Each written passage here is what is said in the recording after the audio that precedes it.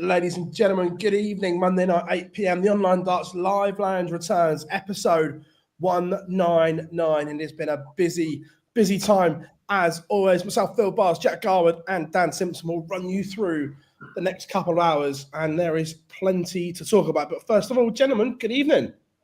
All right. Hello there. How are we all? I'm all right, I've got a cold coming on. Ted's had it for the last couple of days. He's trying to stuff me up for Easter, but I've gone to war with it. No, do you know what? It's been a bloody marvellous week. The decorators have finished in the house, so I'm not living in a building site anymore, which is delightful. I managed to make a fantastic trip to Manchester, and whilst it is, and I'm sure we'll come to it, the abject worst venue on the entire PDC circuit, I had a brilliant trip, so it was great. A great night in Manchester in the Premier League, absolutely superb. It's been busy all weekend. The football was very good. Football was very good yesterday. Golf was good. There's a lot to like about. There's a lot to be happy about, isn't there? Newcastle stuffed Man United. Rory McIlroy wins. Darts has gone okay. It's it's good. How are you? Yeah, I'm good. I'm good. Yeah, Dan's first trip to a PDC press room, an eye opener, showing you who's a knob and who's not. Yeah, I think what was quite. I think I was relatively. I nearly said I'm quite good at knob judging there, which that sounds like I have a very different. I'll reword that. I've got good form for picking out a dickhead. Like I'm normally quite good, and I was very pleased that my radar was pretty on point. It was pretty good. I mean, it's great to be honest. Whilst, and again, I know we'll talk about the night itself, so I'll save a lot of my views on the arena and other things like that. But I thought from a PDC perspective, it was, in terms of how I was received, it was incredibly good. People were very polite, very welcoming. I was very much made to feel part of proceedings. There were some very famous people who were incredibly generous with their time and conversation and advice and things like that. It was a really, really good trip. Yeah, I got some compliments on my choice of attire. The Wayne Rooney was there. Like I did tell you what, it was some trip. Really and you got Liverpool 2 wins from the title, calling more 9 darters. Standard week for you. 1 win actually if Arsenal lose. Second 9 darter in a space of a week, and Rory McIlroy is the GOAT. Yeah, Sam. All I want to talk about tonight is Rory McIlroy. So if you're here to listen about darts, sorry, but you're in the wrong place. I tell you what, if he's not listening live now, he will be at some point. Our WhatsApp chat last night was absolutely hilarious because I've never known anyone so livid in all my life that he actually went to bed early and ignored the golf where McIlroy was on the cusp. I just had a nap. I've genuinely, I've struggled today because McIlroy decided to go to a fucking playoff instead of get it won by 7 shots like he bloody could have. Absolutely livid. And then I've got home, sat watching Ball League and missed go and have a nap.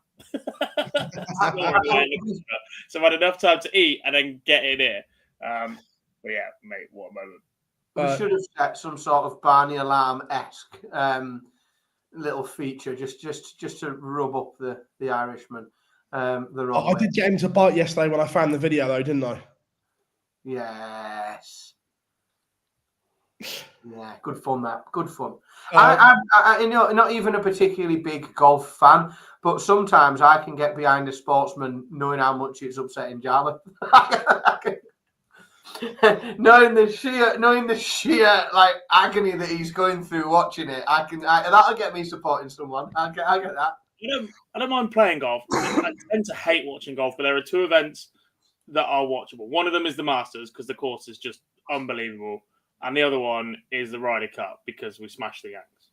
Well, this is it. I'm happy to watch us, play any sport at all against America and beat them. Like I don't care what it was. I'd watch us play squash. I'd watch us play pool. I'd watch us play anything against Americans if we're going to beat them. So that the Ryder Cup is quite good. I'm quite spoiled. So Anna's from Southport, but it's like Birkdale is the part of Southport that she's from. So I've been lucky enough to go. I went to Senior Open there, and they're pretty because I've watched them. I find it it's a tough watch sometimes. Yeah. Some people. It's not the best televised sport in the world. It never will be. I don't think it translates to that very well at all. It takes 4.5 hours to play around. You watch people wandering around or adverts for most of it and whatever else. But like I said, last night was just special. Yeah, I know, 100%. It was one of the great sporting moments of all time. Chat room is rammed already. Dal, Malachi, James, Daniel is in. Shelty, how we doing? K-Days, Scott, how we doing? Warren, James, Chris is in. Good evening. Cameron, Connor, how we doing? James, Matthew, Tom is in. Brad says Dan is back. Yeah, Dan had a chaotic week last week. Went away from 200. Congrats. James, Rob, how are we doing? Oh, it's Ram Nels. Showman. 199 is it's an exciting number, isn't it? I know in some ways it's a bit sad, obviously, because we know that we're due a little change to the lineup. So and I am a bit sad about that. But I do think it's quite exciting because it's nice. It's a nice big round number. It's something quite significant, I think. To be fair, if you'd have said to us back in 2020, we'd have got to 200 episodes and not been cancelled, we'd have laughed at you. You've come close. Amazingly, it has been you as well. Like, I've said some pretty rogue things on this show, but the ones that nearly got us cancelled were definitely all Phil Bars. Yeah, I would go as far as well. I generally tend to sink some amount of ale, wine, various other things, yet seem to manage to control my tongue far better than all the sober members of the team that don't partake in a drink. Read into that what you will. There have been the odd comment that I've nearly put in the chat room that ended up screenshotted instead. I was like, I really want to say this, but it doesn't actually get put out. One maybe around religion as well, just springs to mind. Jarliff, who was already in the Premier League 1 year. Yeah, I think, but I think it's very cool. Obviously, we've got something planned. I'm coming south. I'm dead excited. Just before I come on, I was booking next week's travel, so I was booking somewhere to stay on Sunday. We're staying. Well, we've got this gorgeous big wood lodge booked for the week. The kids are dead excited. The place we're staying's got a ski slope, so I've booked Billy a snowboarding lesson. I got a big 100-meter, like a dry slope. It's got a dry slick ski slope. So yeah, I'm properly excited about show 200 because I've got a little holiday. I've got a week off work. I'm going to the south coast. I've got some boat trips up and down the Jurassic Coast. It's a very exciting week. Right, let's dive into it. It's been a busy week as always, and it has been some week or some 2 weeks for Nathan Aspinall. We've had him winning a Euro Tour, then getting to another final, winning a Premier League night, getting to a Pro Tour final today. Considering how it looks and everything, it has been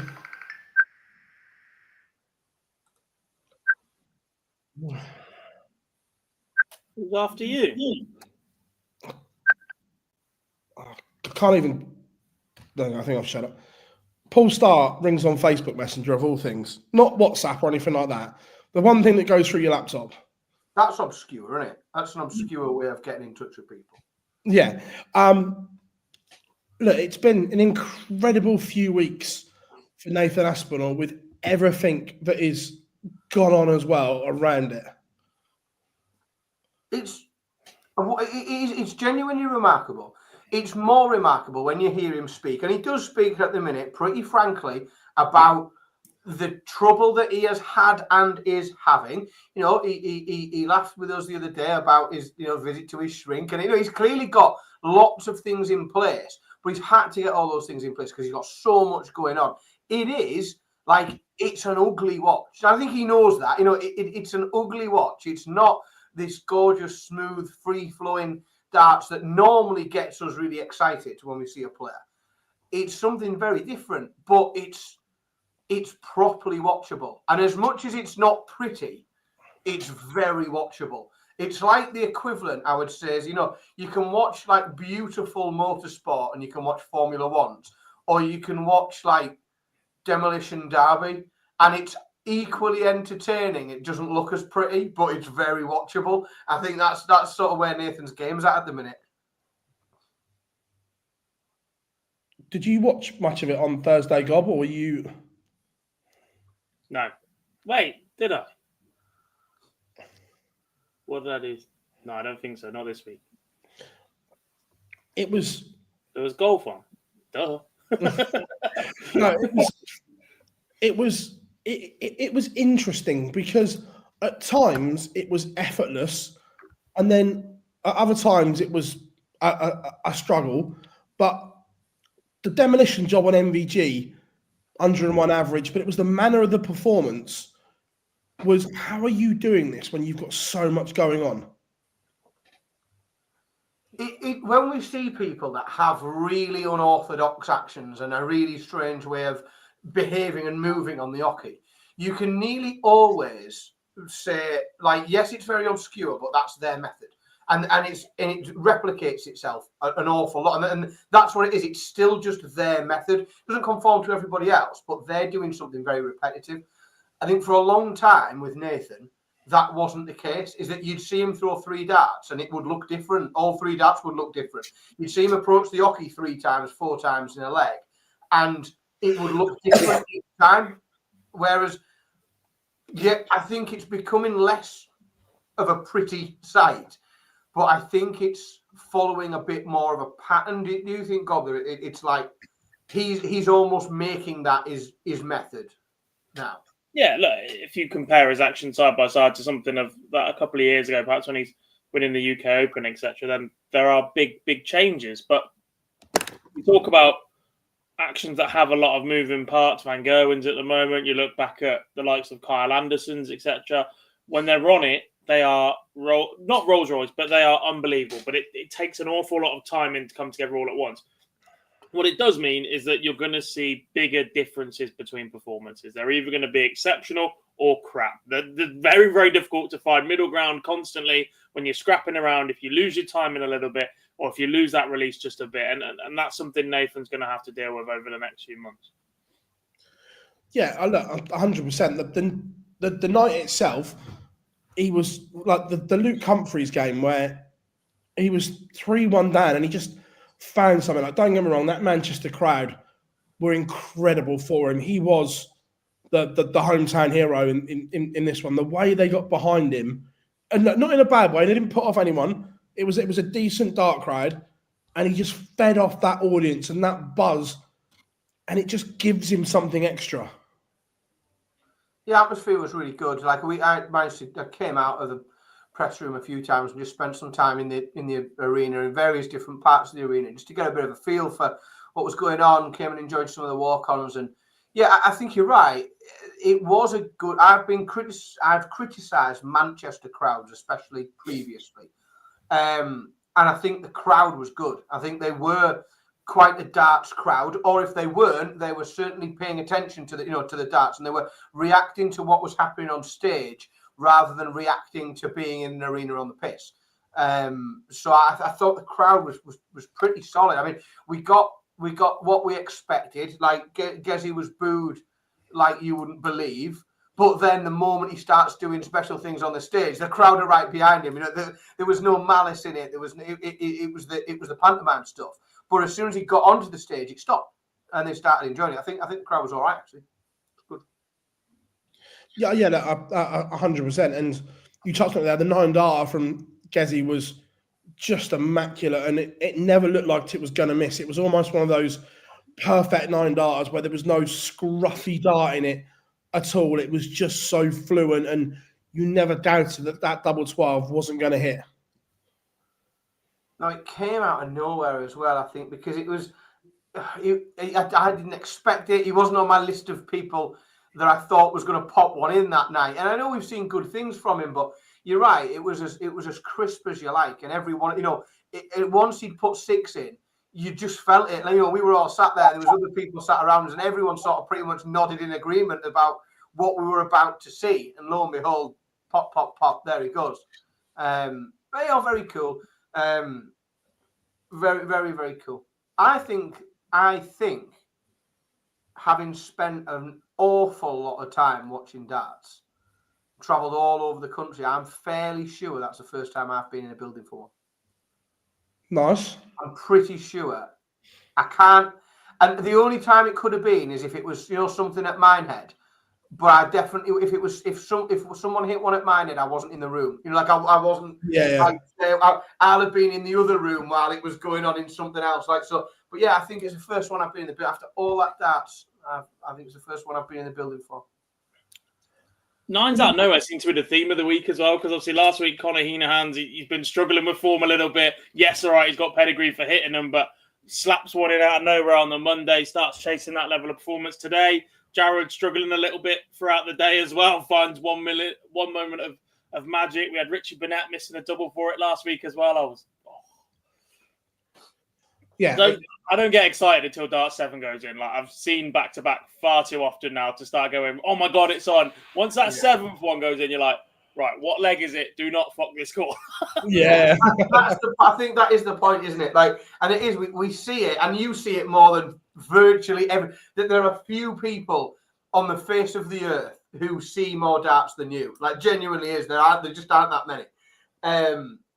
But I think once, we see so often people able to go back to back, or no, you know, or stick a 19 in and you know and hit a treble 19 and think, well, yeah, I've got 6 there. But it's that 7th one that really makes everybody, I think, sit up straight a little bit. Luke Humphries put in an astronomical performance, and I don't think it's been spoken about enough. What a performance this was from the world number one. He has absolutely battered Stephen Bunting. Of course. Yeah, 6-1. Stephen Bunting has averaged 105.33 and literally not got near Cool Hand, averaging... Off the back of winning a week as well. Like that literally sums up Stephen Bunting's Premier League campaign. He's won a week for the first time he's actually won a game, gone 3 deep, rocked up the following week, averaged 105, and he's got a single leg to show for it. Like, fuck me, what has that bloke done? Yeah. Who's he upset somewhere? Luke Humphries, 118.43, and it just looked incredible. Fluent Luke Humphries at his brilliant best. One of the top 5 Premier League averages of all time. Oh, well done. Yes. 3, I think.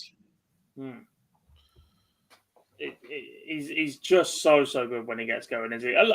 Everybody at the top level is of similar ilk, but I feel like Humphries doesn't get enough credit for the fact he's got that level of game that can just go nuclear, because he makes it so serene and so smooth, doesn't it? Like, there isn't an awful lot of difference in the mannerisms on stage and the way he goes about his business when he is averaging 118 compared to if he's averaging 93. Like, there isn't a lot of change. Whereas when Littler's doing something special, you kind of know he gets that cheeky little grin about himself. He's got a little bit more of a swagger on the walk around the board and that sort of thing. So, yeah, look, just ridiculous level from Luke Humphries and Stephen Bunting. Who have you upstairs, man? He's walked across 3 drones under ladder and kicked a black cat all at the same time, I think. It is brutal, and you feel, and like it was good just to see him win some games of the week, because it must be incredibly demoralizing. I mean, I think you've got to be a fairly strong person, a fairly strong character, in order to sort of, you know, just not let it get on top of you. And it doesn't seem like he has. Like, we hear from Stephen a fair bit. He talks quite a lot. He shares quite a bit of how he's feeling and what he's up to. It doesn't seem like it's getting on top of him. But, by God, he just, like, the man deserves to just pick a couple of wins up, because the level he's played. Just an obscure one to call. I just thought it was interesting and worth pointing out. So it moves into the 3rd spot for highest Premier League match average of all time. Highest one since 2017. But what's quite interesting, just because I thought the game that it replaced in the 3rd spot, because when you look down those games of monster averages, you see a lot of like 7-0s, 7-1, a 7-2, because obviously the averages are so high, they're very, very dominant games. The 0.05 under 118 average from Michael Van Gerwen was the third spot, where he beat Robert Thornton 7-5. And I just thought it was amazing, that game, because Michael Van Gerwen's averaged 118 and Thornton still managed to bang 5 legs off him, which is impressive stuff. Yeah, 100%. But look, so pleased for Nathan Aspinall. The fact that he's gone to the Pro Tour today as well and massively improved his chances of Minehead and so on. That Dan was there, that we said to him, you ain't going to Rosmarlin. And his exact words, this was off camera, he says, I fucking don't want to. However, my wank Pro Tour ranking is 146. I need to. Yeah, he said, I haven't got a choice. He literally went, if I want to get to Minehead, I'm going to have to go. And he knew he was going to have to go, and he was going to have to pick up some dollar while he was there. And he has, he's come out second, which is, at least it justified the trip. If it's a chew on to get there, he didn't want to go. He's got to feel better having made the trip. At least it was justified. I mean, can you imagine getting all the way over there and going out, averaging 84 and getting beat in the first round? Yeah. How are we doing, Emma? I hope you are good. Look, this all rolls into one off of what we saw on the Pro Tour last time, Manchester, and today. Are we genuinely concerned that there is an MVG crisis right now? Forget the action, everything like that. Just in general, are we concerned there is a crisis of everything at the moment? I genuinely think his position in the Premier League for the start of this year has papered over a lot of cracks. I don't want to sit here and gloat about a player's demise, but this has been on the cards for a long, long time now. A long, long time. Like, he had an entire calendar year where he was titleless, didn't he? Like, this isn't the first time we've seen a Van Gerwen struggle, but when you couple that with the action, and when you couple that with perhaps difficulties in motivating himself to get back to the level that he once was at, he's been there and done it, and he's done everything in this sport already, hasn't he? He spoke a lot in his early life and early career about wanting to retire around the age of 30-something, so he had time for other things in life. And whilst I don't think he's ready to walk away just yet, I think that's definitely changed in his life. I'm not surprised at all at where he is right now. It was almost impossible to stay and maintain the level that Van Gerwen used to produce on a weekly basis. I look at it, and that swagger isn't there. Even when he wasn't winning before, there was a swagger to him. He'd still say the right things in public. Whether he believed them or not was another thing. But he'd always say it. Now, I know he got to the World Final, but again, did that World Championship paper over cracks, or has something gone wrong again since the World Championship? I don't know 100%, but the language changed last year, and we picked up on it the very first time it did. The very first time Van Gerwen said, if, not when I turn up, when I do this. It was, if I turn up, I can still beat players. And then that was the moment for me where it put on a good facade for a long time. And I genuinely think he was just struggling to keep that up at that point. Like, it has been a difficult 2-3 years for Van Gerwen. Don't get me wrong, there's still been titles within that. He's still been competitive. But I think the Van Gerwen of, 2016, 2017 ilk, you'll never see that again. Well, I'm not sure we'll ever see that in darts again, because I look, although Luke has been incredible and is incredible, his win percentage was still nothing like Van Gerwen's was in that period. But thinking of win percentage, and this is where I think every now and again something happens and it plasters over the cracks. Like, I haven't got the speed of calculation to work out all of the numbers, but I'm having a scroll down Michael Van Gerwen's last 30 games, which is goes back a couple of months. And when I look through and I see that the wins have a green next to them and the losses have a red next to them, without counting them up, I'm fairly sure there's more reds than greens. And it's challenging to imagine a world, regardless of what's going right and what's going wrong, because, I'm well, I say with the greatest of respect, it's just with the greatest of realism that I say this. There are some people on that list who've got absolutely no right whatsoever beating Michael Van Gerwen in some of the events that they have. Like there are people on there that have got no right to beat Michael Van Gerwen in it. Like they're a fucking million miles away from the player that he is. But I reckon he is currently winning less than half of darts matches that he plays. Three Pro Tours in a row out in the first round without having met anyone that you would like. Without having met anyone. 4, well spotted. You think today was 4, wasn't it? Mm-hmm. That's 4. Today was 4, yeah. I was looking. To be honest, I didn't roll back any further and didn't want to go too many. I thought it's better to be under than over, isn't it? Like you don't want to do too much. But you know, as I say, you just surf down there and you look at some of, you know, there seems to be more red than green. The players that are beating him, they're not in his league. They're nowhere near. And like, yeah, every now and again you see a few greens in a row. You know, he has a little run at a Euro Tour, and then so the last Euro Tour, you think, oh, actually, you know, he's done all right there. You know, if you look at, he's beaten Price, he's beaten Van Veen, but it's like 2 games, and then you look at before that, and you think, oh, actually, yeah, he's been beat by Nico Springer, he's been beaten by Ryan Meikle, he's been beat. You know, you look through that list, and you think he's turning up now and again, but it's not.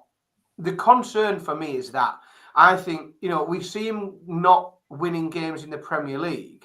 Like, for me, alarm bells don't start to ring when you're getting beat by the top 4 in the world. That's not alarm bells ringing. Like, alarm bells are ringing where you are repeatedly getting turfed out of tournaments very, very early by people who haven't got a hope in hell of keeping their tour card. Like there's people that have got no chance of keeping a tour card, but they're looking and going, oh, Michael Van Gerwen, first round. It's all right. I'm not a bad board draw. Fucking hell. Like, these lads, like, it's probably giving some of them some imposter syndrome, I think. But yeah, very, very, very strange.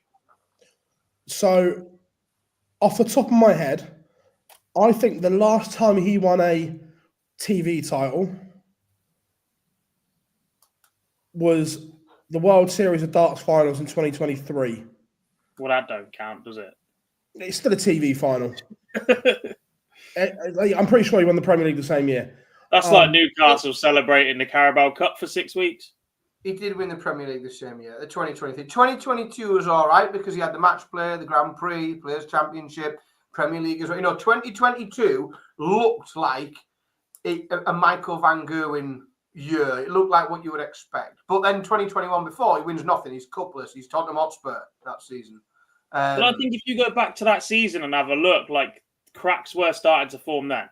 That feels like the first time that I started to sit here and say, I'm worried for Van Gerwen. And Phil and Jar will go, no, he's absolutely fine. He's winning this. He's doing that, blah, blah. And I'm like, there are worrying signs there for Van Gerwen that he isn't the player that he has been. How are we doing? Weekly Darts Cast? No, we've not done the Super Series bit yet. No, I think go back before that. I've just got it up now. I think 2021, there were signs there, and then he managed to do something to find it again in 2022. But since then, it's been a real issue. But it's not. But again, and it's not. The TV titles are one thing, you know. But then, and you look at it and you think, well, yep, he's not lifting those TV titles, but like he's going on, you know, solid. You know, 23, 25 World Championship finals, finalist World Masters last year, finalist UK Open 23, final of the Match Play 24. Like he's still getting there, but these things are starting to become so spaced out. And like I said, I think the more worrying thing is he is regularly getting turned over by people who are shite, for want of a better word. No. And I mean that in terms of like playing top 10 players. Like there's players there that shouldn't be turning over people like him with the regularity at which he is getting turned over. Now, question. Would it be better for Van Gerwen to take get the Premier League out of the way and maybe the match play and take some time out and try and rebuild this behind closed doors? I think he's missed the opportunity. I think he's too busy at the last end of the year. He's defending too much. The time to do it was after the World Championships. For me, the time to do it was after the World Championships and dip the Premier League for a year. That's what he should have done. I think he should have dipped the Premier League for a year, gone away after the World Championships, done whatever he wanted in the meantime in terms of pro tours and tuning up and events here and there, and then targeting the match play as almost his renaissance, as coming back as a top player. I don't see I think if he targets the back end of this year, I think it's a really foolish decision because there's too much money on the table and too many ranking points on the table. We've seen how quickly people can fall out of that top end if you aren't winning things at the back end of the year. I think the opportunity's passed for this year. And I think if he does it, he's got a bank and go next year. Get the match play out of the way. In theory, then, he could then, say he plays in the match play, and then we don't see him again until the World Grand Prix. He's got about 2 and a bit months. Is that enough to find something behind closed doors in terms of fixing the technique and so on? We look at, I know it's a bit different, but it's also not. I look at golf, boxing, and cricket when we talk about technique. Now, cricket, they go away and we've seen batsmen work on their technique over the years. We saw Kevin Peterson go back to his coach in South Africa and sort his technique out. We see in boxing, they'll have a fight, whether they win or lose. If there's problems, they'll go away and they'll hide in the gym for 6 months to sort the technique out. Golf, they'll go around to the range.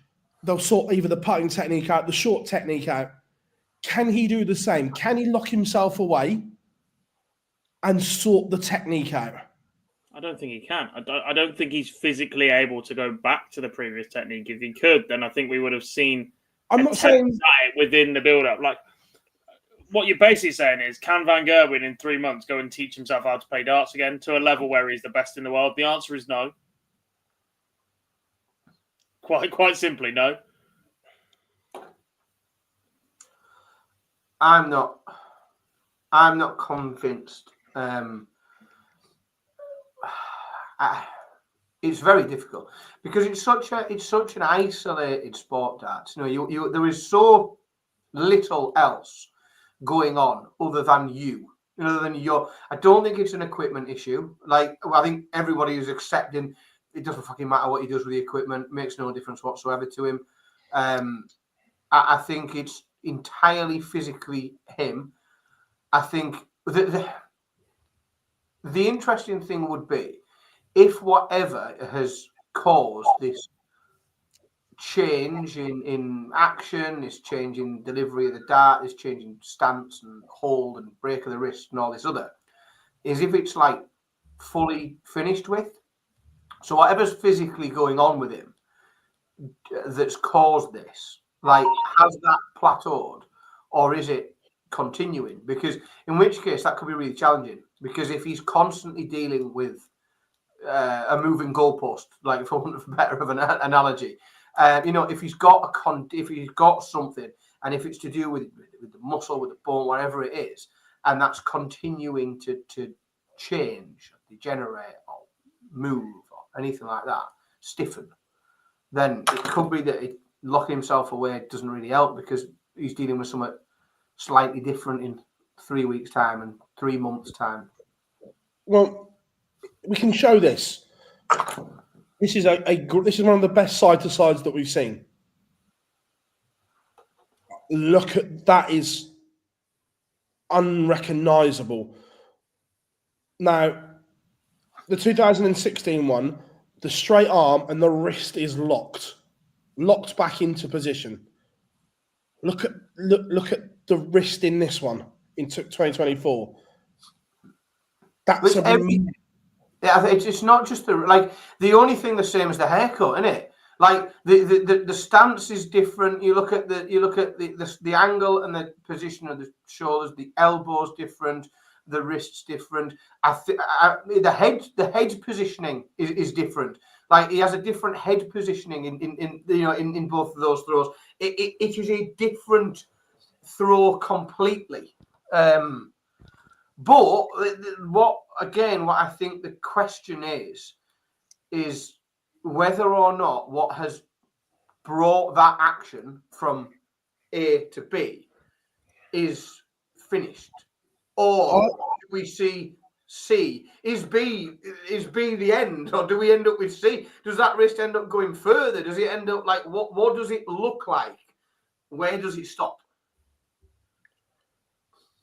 Now, I still can't believe. Look, and I still appreciate there is money to be played for, and the way he's playing at the moment, he's not going to win a lot of it, and other people will around him. But even if you stripped everything off of his ranking, he's still provisionally 3 in the world with £118,000 gap. So that means everyone below him would probably have to win 2 TV tournaments to overtake him. Not likely. Could those chasing pack win 1? Yes. But let's be fair, you'd expect Humphreys or Littler to win at least 1 or 2 each. So the likelihood is he could still finish 2025 rank 3 in the world, which is ridiculous considering for his standards how poor he has been for 18 months. I think that just sums up the rest of the tour right now. There's been a bit of a demise of those that were in and around that area as well. There's been, for want of a better phrase of word, a changing of the guard. We've seen Littler come and take a load of ranking money off everybody and he's still not finished. We've seen Humphrey shoot up that rankings, but at the same time, we've seen Johnny Clayton have a bad season. We've seen Joe Collins start going the wrong way. Gary Anderson dropped out of the top 16. James Wade did the same. Peter Wright, not in the same conversation anymore. So all these players that were holding all this money that used to be the ones that compete with Michael Van Gerwen have all dropped off at once. So look, he hasn't dropped off as far as some of the names that I've just mentioned, clearly. But I go back to the original point. I think that's papered over a lot of cracks for Michael Van Gerwen. Yeah, and I think that when you look at what he's carrying, there isn't a huge amount to come off this year, but then as soon as you get into next year and you start to look at it, all of a sudden he's between 2 tournaments, between the World Championships and the match play, he's defending 300 grand next year. So, yes, he's all right up until December this year. But once he clicks into next year, he's defending 300 grand in 2 tournaments. And if he can't get himself motivated or in a position where he can seriously compete at those tournaments, he's going to drop like a stone. And what I think will be interesting is how, and we've started to see it from other players, but none of them are Michael Van Gerwen, is how he copes with the indignity of having to qualify for things. Because we've seen it happen to big players. We've seen players within 12 months stamp their feet and say, I should have been in the Premier League. And 12 months later, they're having to qualify for things. And Michael Van Gerwen could be having to qualify for things in a couple of years' time. And I don't know how easily a man of his position within the game would cope with that and enjoy it. I don't think he would. Wow, this is it. I think he'd walk away. This is it, isn't it? This is the thing. Does he turn up? They'll change the rules again. The highest ranked Michael Van Gerwen will get in. To be fair, and again, Dan was there. Now, I said a few weeks ago to everyone that, by the way, this isn't inside knowledge or anything, but my reaction is I think next year they will guarantee the top 16 in everything next year. That was my gut, wasn't it? I've said this for a while. Now, you were in the room, Dan, quite a high-profile person. I'm not going to throw them under the bus because it was off camera. Without thing, said we need the top 16 in everything with a massive, great big smile across his face as if he knew something, correct? Correct. It wasn't painted to me as this is happening, but it was this is what we need, this is what it should be, with a big enough smile that made me think you might know more than I do here. There's conversations been had. And this is it. So clearly it's being talked about at the highest level. The problem is, though, and this is it, so you look at, and I'm talking about, people who were defending World Championship final money, and you look at them a couple of years later, and you think, well, Michael Smith, currently 19th. Dimitri van den Berg, currently 20th. These are players who have won big tournaments in the last few years, and even protecting the top 16 is not protecting them too. Now, they're obviously far younger in their career, both of those, and they are just two examples. You could list another few players as well, but they're two examples of players who probably don't picture themselves, with only a few years left. They probably both think they've got 10 years left in them playing darts if they needed to, or if they wanted to financially. And I think for both of those players, they feel that re-establishing themselves as a top 10 player is a very achievable goal. Like, they will both think that all they need is a good 6 months, get some confidence back, a bit of work on the game, a bit of work in the practice room, and they can establish themselves as a top 10 player. It will be very interesting to see how somebody like a Michael van Gerwen, with the legacy and the history and everything else that he's got, would then cope with dropping. Because you do the maths and you look at what they're defending and what he's carrying, it's not going to be a million miles away from Michael Smith, and the trajectory that Michael Smith has fallen. Outside that top 16, all the protection's gone, and you are having to turn up to qualify for things. You're having to play on Fridays, and are you going to get in the Premier League? Because it's fucking hard to make the argument for a Premier League spot from 19th in the world, isn't it? It's going to be tough, and then it's even harder to get booked for all the World Series events, which I assume that there are players. Like, let's be honest, there's no downside guarantee money in darts. No one's on a salary, but I imagine there are some players that look at the Premier League and they look at the World Series events, and those that get paid to play will be having a look and think, right, well, if everything goes fucking wrong and I have a catastrophic year and I don't win anything on the telly, I'm still picking up this. I can pay my mortgage. I can still do this. I can still pay all these things. And I know that we're talking about probably arguably the most financially secure player on the tour.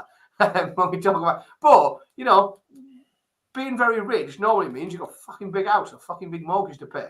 Like, rich people have big bills. They just have bigger bills than everybody else normally. Like, they've still got shit to pay for, and you still need money coming in. It's going to be interesting if he gets into a position where he's not getting in the Premier League, or he's not getting invited to some of the World Series events or all the World Series events, and he's having to qualify for things. Does he just say, "Fuck this, can't be asked"? Done now. Done enough. No.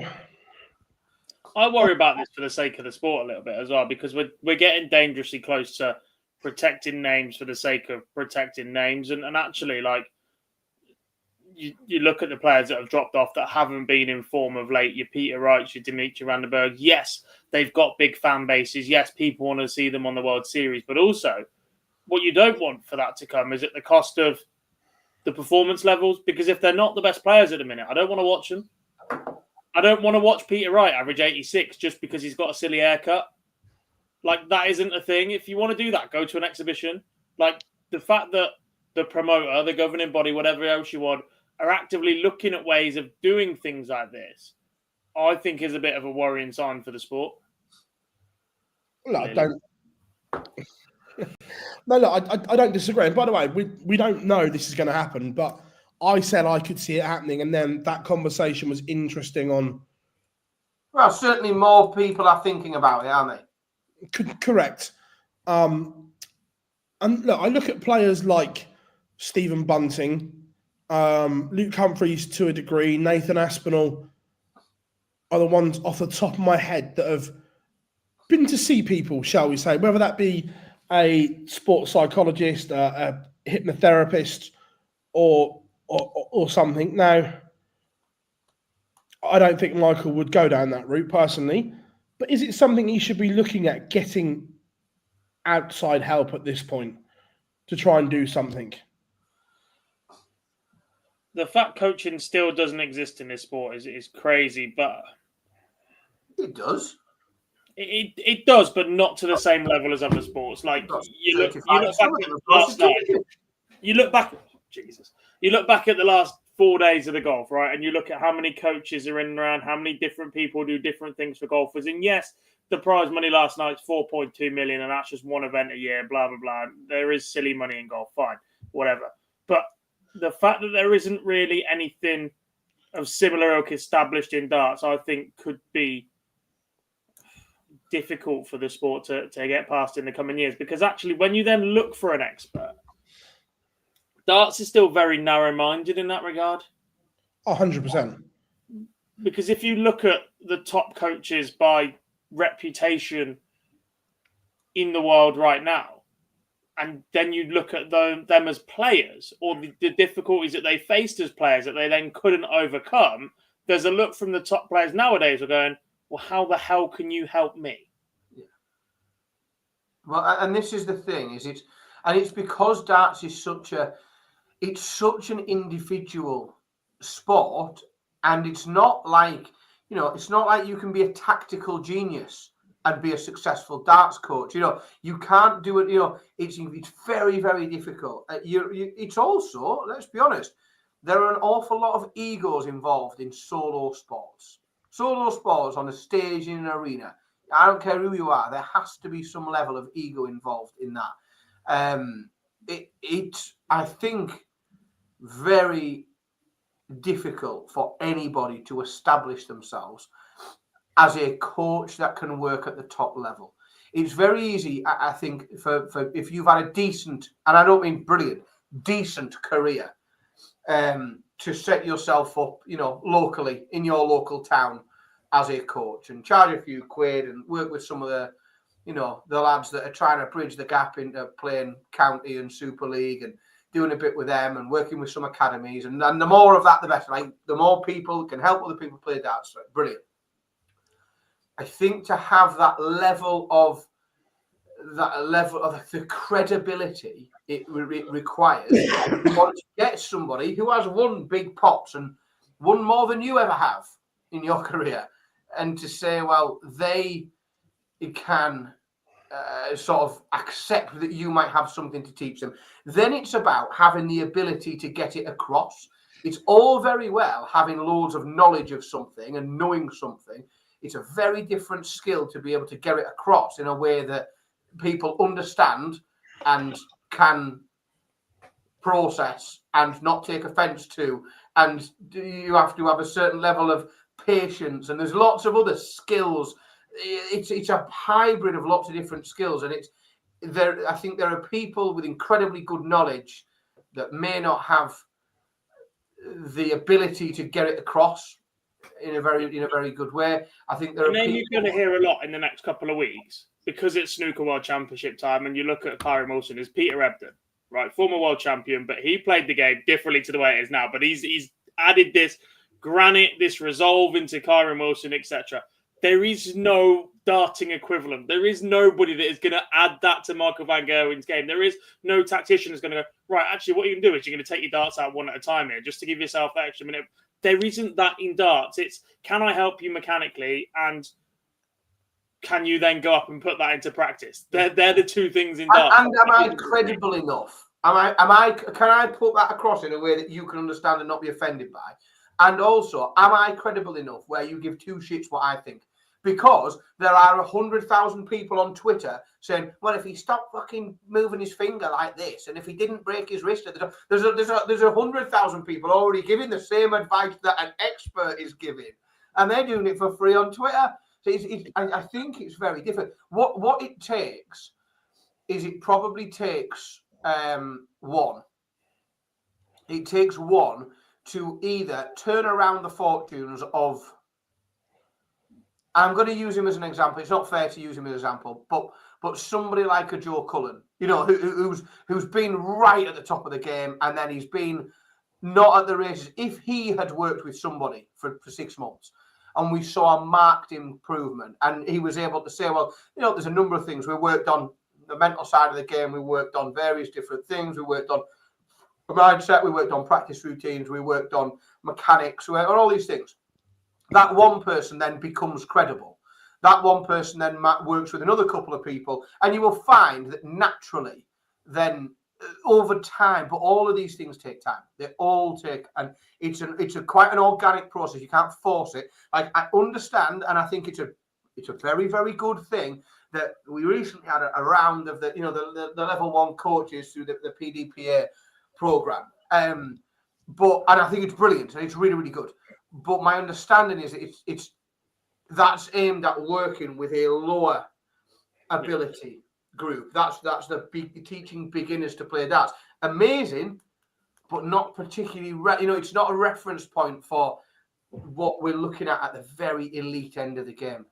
Yeah, just to carry on with that, there have been two sort of high-profile players or players that have made big leaps in various things in the last couple of years. One of them was Devon Peterson, who was quite vocal about the fact he was working with Wayne Mardle, and for 3-4 weeks, Devon Peterson was arguably the best player in the world. Yes, he had issues with his action shortly after that with his wrist, but that happened for 3-4 weeks. I'm working with Wayne Mardle, everything's brilliant. The other one, Alan Souter, went for a fit-in with his manufacturer, changed something in his setup because they worked on a load of things, and for the next 6 weeks hit more 180s in the world than anybody else. But that dropped off again afterwards. Neither of those were able to sustain it. And unless those things snowball and catch and keep rolling and rolling, you aren't going to see this transition to people going to players for advice. Because, look, the other thing is, if you look at golf, right, I know golf isn't the most exciting sport, but actually when you look at coaching model and everything else,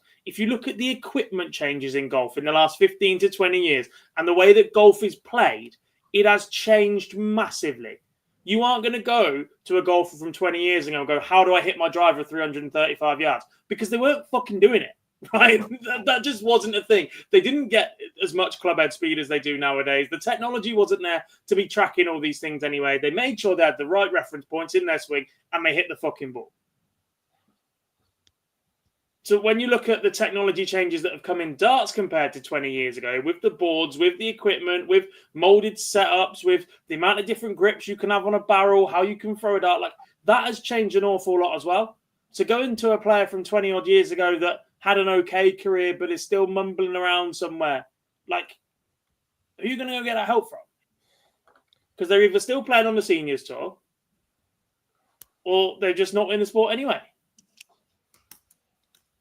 Yeah, it's an interesting scenario and one to pick through. I think it really is, and I'm interested to see where this goes. Does that make sense?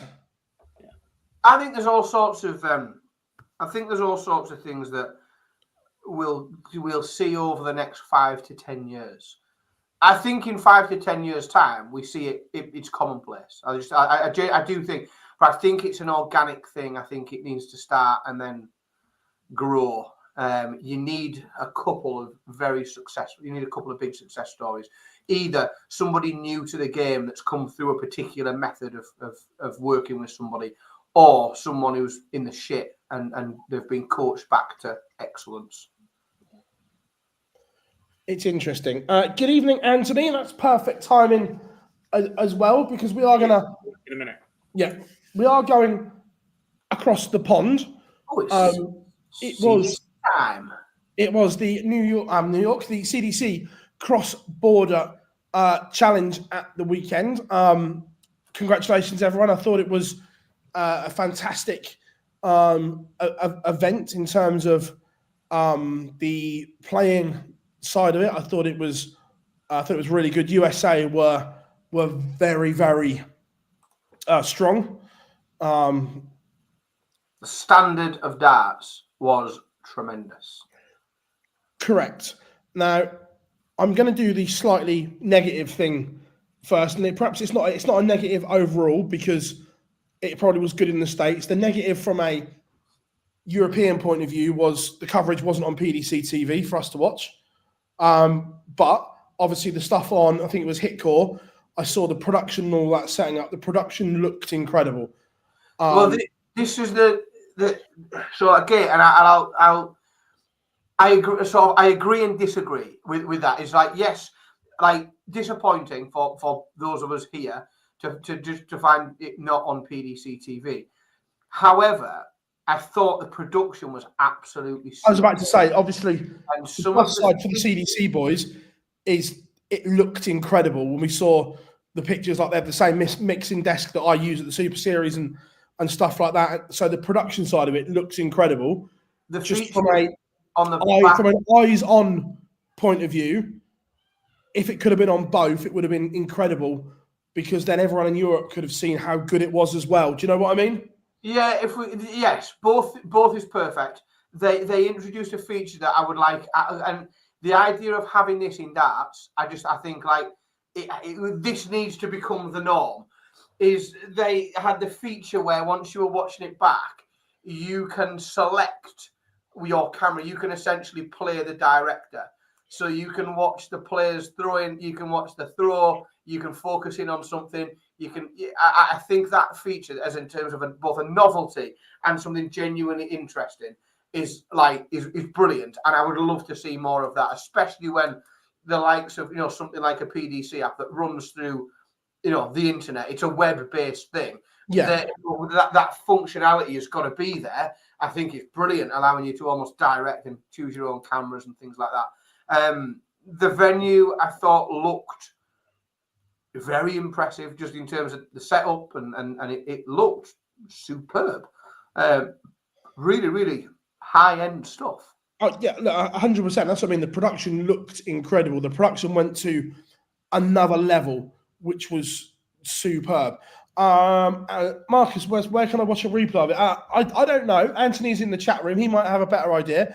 Hopefully, the CDC will put stuff on their YouTube channel so people can watch it back because it was really good. I can't praise the production high enough. Like I say, just from our point of view, being greedy, if it was on PDC TV as well, the eyes on it would have seen how good it was as well. But let's go to the plus point. The darts itself, Leonard Gates, again, showing what a class operator he is. Only the second person to do the Triple Crown in North America. The soldier is a real handful. He's just got a knack, hasn't he, of winning. I didn't expect him to win this. I genuinely didn't. And if I'm honest, I didn't think he'd be close. I really didn't think. And like, he never really got pushed. You look at the games, he 5-3, 5-3, 6-3, 7-4. Like, he didn't really get pushed. He was comfortable in every game that he won. There was some cracking games happened elsewhere that he wasn't involved in, but he just sort of worked his way through the bracket, playing well enough to win each game. I didn't think Leonard would be close to the win pre-event. He's once again made a fool of me because that's a few times that I've not picked him and haven't fancied him, and he's gone and mashed it up. That's a plus point. There you go, everyone. The matches will be on YouTube in the near future from the man himself, which is superb. Like I say, the production was incredible. Choose your camera for darts is a fucking brilliant idea, especially if something's being shown through a PDC TV, or if you've got the technology, you have access to a company. In terms of a novelty, it is brilliant, and there are people that will enjoy it just for that, to be able to choose their own camera. And I'm still a big fan. I'm sure everyone who doesn't mind doing a bit of it in their spare time at alternative commentaries. I think I'd like people to be able to pick commentators. I think there's loads of scope for all sorts of fun things like that when we do things through the web. But brilliant, and it needs people like the CDC to take a chance on some of the newer technologies to almost a proof of concept. It works. It's doable. It doesn't lag. It doesn't cause problems. It went very smoothly. I think it's great. More of it, please. More cool things.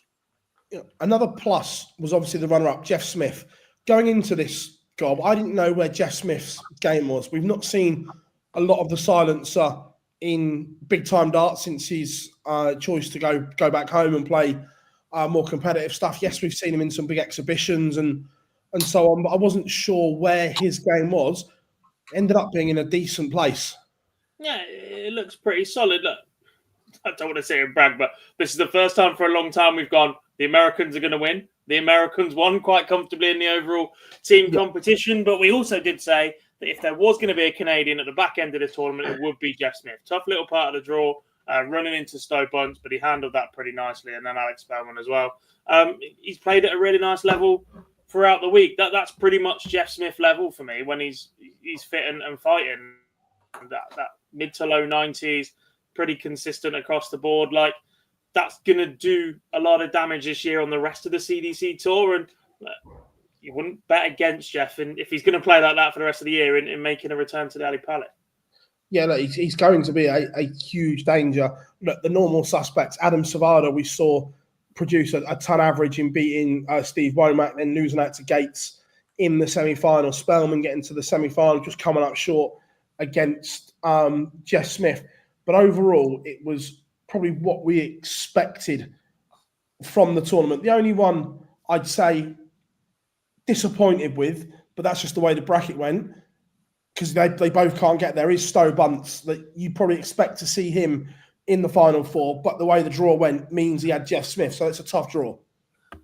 It is, and it's especially when, I thought, and I think you alluded to it earlier, that where we thought the talent and the form was going into this was stacked up on the American side. And once you've got that two halves going from that round of 16, it narrows pretty quick. And yeah, you're only going to get so many of those bigger names that you might expect to do well through to the back end of the tournament.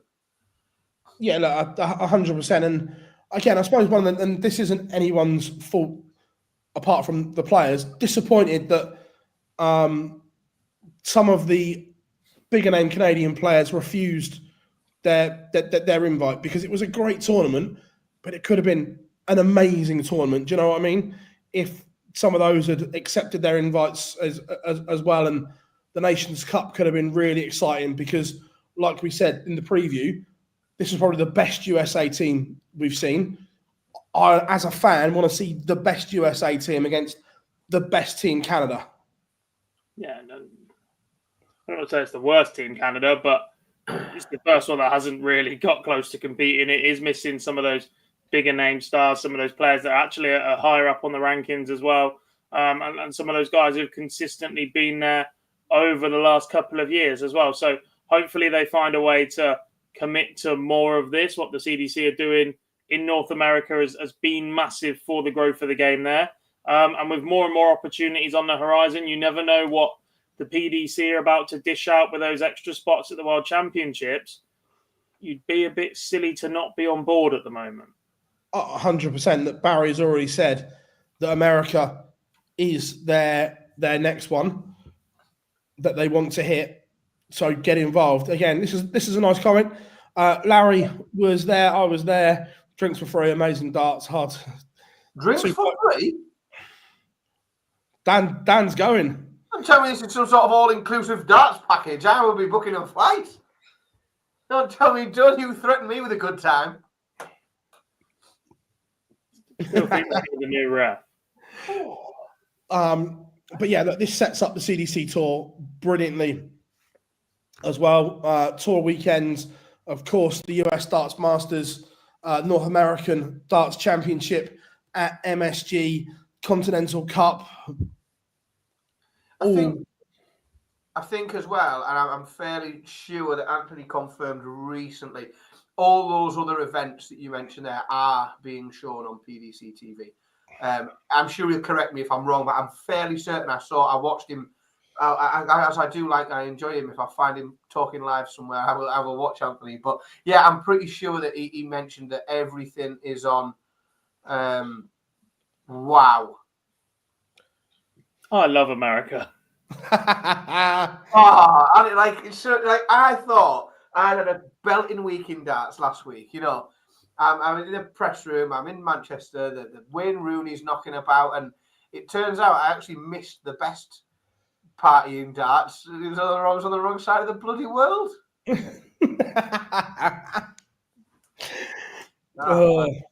Devastating. No, look, it's the CDC. It's getting bigger and bigger every year. Like I say, if you like darts in North America, make sure you are involved because it is going places. It's bigger and better every time, which is superb, boys. Superb place to be. Lurking. There's a bit of news. Dropped up. The news drop there. It goes to the top two. There we go, Mr. Spellman. Always good to have you in, my friend. Will be on PDC and YouTube. Marvelous. That's good news. But yeah, and like we say, we've seen breakouts from Asia at the World Championships. Now I want to see one of these North American stars make that breakout as well at Ali Pali because we know the game is there. We've seen it firsthand when they've come to the Super Series, when they played at MSG. These boys have the level. Now I really want to see one of them make, or 2, 3, however many get spots, make that huge breakout moment at Alexandra Palace. It is as well that we talk a lot, and I can't say enough good things about the work that goes into the tour over there. The amount of effort and how well it is ran, I think is commendable. It is the best for me, without a shadow of a doubt, affiliated tour bar none. But I do think that the one thing that will help push it further is being able to point to somebody at a world championship, going through round after round and playing the best players in the world, playing players that people recognize off TV, who played in the Premier League, and then that being able to point at that and say that's one of our players from this tour. Look at what they've gone and done internationally. That is the thing that can elevate that tour more than anything else. So I desperately hope that it happens. I don't mind. There's some really good lads amongst them. I don't really mind who it is as long as one of them does it. Yeah, no, 100%. It'll be great to see. But congratulations to all involved at the Cross Border Challenge in North America this weekend. Give yourselves a huge, huge pat on the back, guys, because we loved every single minute of it. I hope it's something that the PDC introduced, that providing free alcohol at their events. Can you imagine? You mentioned earlier that actually the crowd was pretty well behaved in Manchester, and I have a reason for that. I've found some logic. And yeah, you're not going to like it. So you just got, yeah. A single vodka and Coke and a Moretti was £27.20. That's why the crowd was so placid, because they were stone cold fucking sober. Fine. At Manchester, I have no problem with that. Every other venue in the country, I'd say, yeah, fine. Like Manchester, I'd say, no, these fuckers can't be trusted. Like, like honestly, right. I knew morning at some point, and I've got to get it off my chest, right? Because, and this is it's a real sort of. I had an amazing night. It was brilliant. I was made incredibly welcome. The PDC staff, the staff from the PDC, were like superb, very welcoming, like absolutely lovely, but like lovely people. I have had multiple bad experiences in that venue. The last time I went to darts in that venue, I took my wife. We left after 3 games. Like the women's toilets was just overflowing with blokes doing coke. We came out. The 2 security guards were stood on their phone. Like it was just fucking woeful. Like really badly. I think it's the worst ran venue in I've ever been to, in terms of the organisation of the venue and the venue security. It's a fucking shambles. Like I'm not going to name drop anybody, right? But there were people in the VIP area. I am going to the Co-op to watch Stevie Wonder, but there were people in that VIP friends and family area who really, really, really should be sat at a seat and have a table, whose table was just overtaken by, just pisshead, just people. Sports security, like not interested, playing on their phones, not engaged at all. Like then couldn't get a beer because they weren't sat at their table because the security wouldn't move. It's just like every time I go in that place, I just watch like how not to manage a venue from the venue management and the security. It's shit. It's always been shit. It's never got better. And it's frustrating that we have to keep going there just because they can't seem to get better at very basic things. I did not expect the most passionate rant of the night to be on how shit the Manchester Arena is. I've got to pick summer every week, haven't I? The Co-op should be the Manchester venue, Giles. Quite right. It should be. Well, I say that. I'm going to see Stevie Wonder in a couple of months and I shall report back because that might be a shambles as well. We would if I get there and see yellow jackets and a particular company, I'll just think, like, I'll know I'm fucking doomed already. Like, Stevie Wonder himself. The thing is, I know what those yellow jackets are because they do a lot of university security as well. Yeah, Stevie Wonder himself could probably do a better job of spotting problems in the arena. I didn't see that coming. But then again, neither did Stevie. Way. Yeah, you laugh, God. We're walking down the hill to go around towards the back door, and there are 2, shall I say, oldish gentlemen in said yellow jackets. And one of them's got a megaphone in his hand. I can't say on stream what Dan's words were, but it was genuinely hilarious that this old guy has got a megaphone in his hand. Do their supervisors wear purple? Yes. Yeah. Yeah. They're the ones who, when they went to the training day, the ones that they get the supervisor job, they're the ones that didn't eat the crayons. They go around after half an hour, and all the ones who've still got their crayons and haven't ate them, they get to be in charge. I got kicked out of an event by those guys once. Admittedly, I did. I was really careful not to name some of the people that were fucking really badly, embarrassingly trained. And I was very careful. I didn't name anybody, but there we go. He's in. To be fair, and he was raging. Anthony, good to have you. Literally, and what was quite funny is, and I everybody knows my long-term relationship with that venue being absolute shite. And I just have every time I go, there's like I just point at things and go, "That's illegal. That's not right. That's terrible. Who's watching this? Who's supervising this?" I was bloke playing fucking Minecraft on his phone. He's in charge. And I genuinely thought to myself, I was like, "Oh, this is actually all going to plan. They might be on it now. Maybe it's because I was walking around with a badge on. Imagine an important person's badge that meant that people let me through places and opened the door for me. It was great, like dead nice. So I'm thinking, oh, this is all working. The first person I spoke to inside the venue, I'd only spoken to press and media people all night. The first person I spoke to, I was like, everything all right? No, it's not. These people are in the wrong seats. I can't get there. No one will give me a drink. It's table service. Like, oh yeah, it's fucking standard then in here. Shite. But it's a big city. It always sells out, and they just keep. I say it genuinely. It pleases me that the co-op exists now, because I think, well, there's actually some competition now, isn't it? Like they've actually got to. They're going to have to convince people to go and use their services.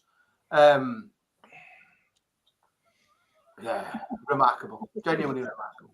Oh, that's one of my best ever. That's one of my favourite ever rants, and it wasn't even to do with stuff on the board. And I feel like I've written. I could do another half hour, I think, on those clowns. Oh, Never also, change, Daniel. we had a weekend of women's series action in Rosmarlin, and no real surprise, it was dominated by the ladies that are at the top of the order of merit. Noel and Van Leeuwen did the double on Saturday, and then Fallon and Bo picked up one each on the Sunday. Numbers down a little bit, but obviously it was in Holland, so kind of expected. One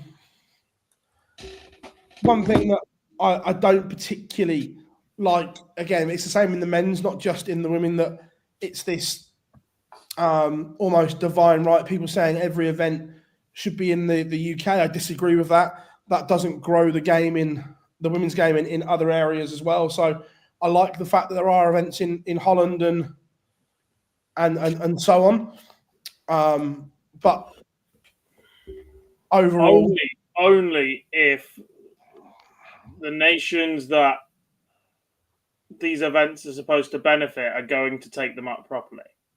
And I'm willing to give them the benefit of the doubt for a little while. But if numbers stay low at international Pro Tours, then I am going to go on a bit of a vendetta against them.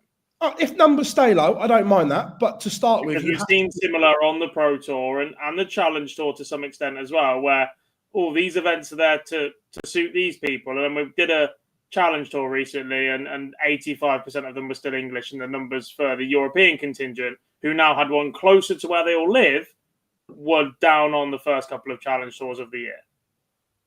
What's the fucking point? The thing is, they obviously set the criteria as in where it is for the whole year before. So you probably have to look at that and monitor it this year, then reassess it for next year. But to start with, I don't dismind. I think that they should be encouraged to try and get more people to play. Yeah, but like I said, that actually has to come off, or then you scale it back and then try again in the future. Yeah, 100%. I've got no problem with that at all. But off the back of the weekend, the race for the Winter Gardens for the ladies is still tight, isn't it? The bottom end.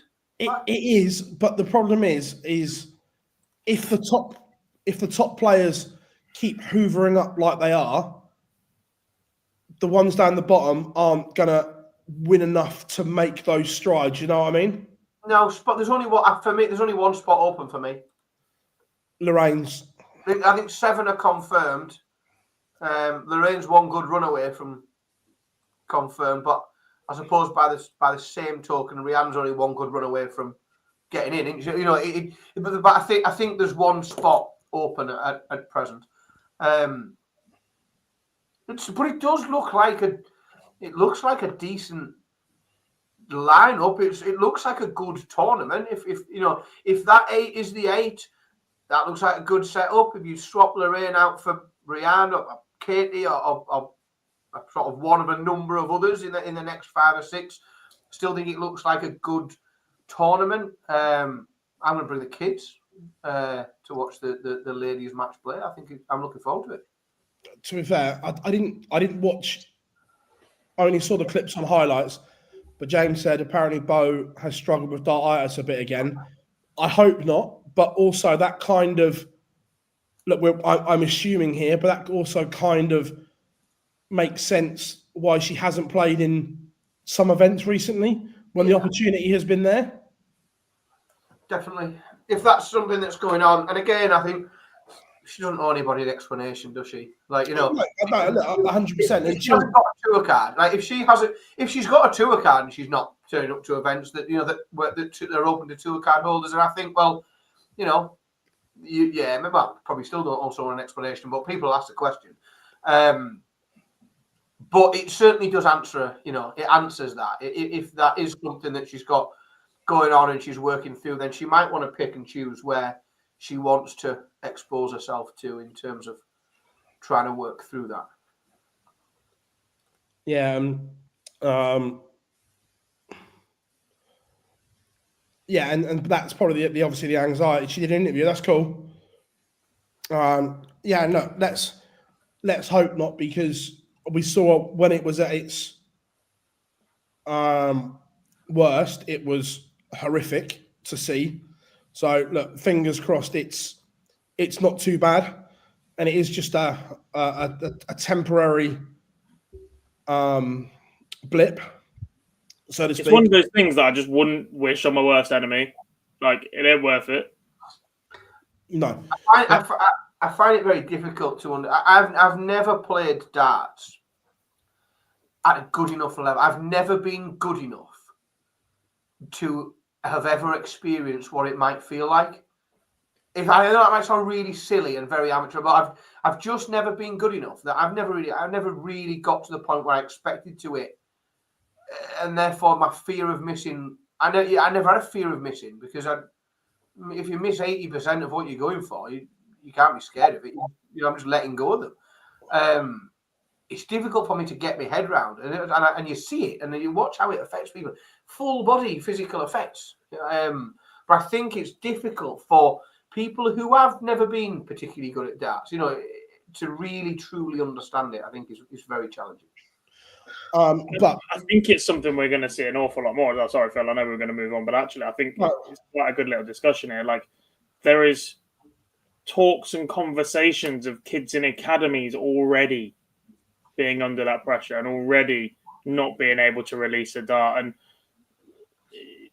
the way the sport's going, there's going to be a lot of opportunities, a lot of success, a lot of pushy parents in the next few months going, well, this is what Luke Littler's done. You're going to be the next one of this. And I think we've got to be really careful in the next couple of months and years not to, or just to keep an eye out for bad practices and bad methods and pushing people too far. And when you do see it, to call it out properly, because kids and people are going to need protection from this. Oh, 100%. Is there an equivalent? Like, do we see bowlers who can't let go of a ball in cricket? And like, golfers get the yips, but they can't go through their swing. Snooker players too. Stephen Hendry's career collapsed because where they can't at the back end of his swing, worried that it wasn't going to go through at the right time. Like, there are other anxiety-induced difficulties in performing. Like I said, the fact that we don't know a out-and-out cure or solution or something that works psychologically. You look at the likes of Kevin Painter, who struggled with it quite high-profiling of late, Eric Bristow back in the day. And when you look at the kind of characters and people associated that we've seen have it, the likes of Eric and Kevin, you don't expect them to go through it, because without, I don't know what the word is,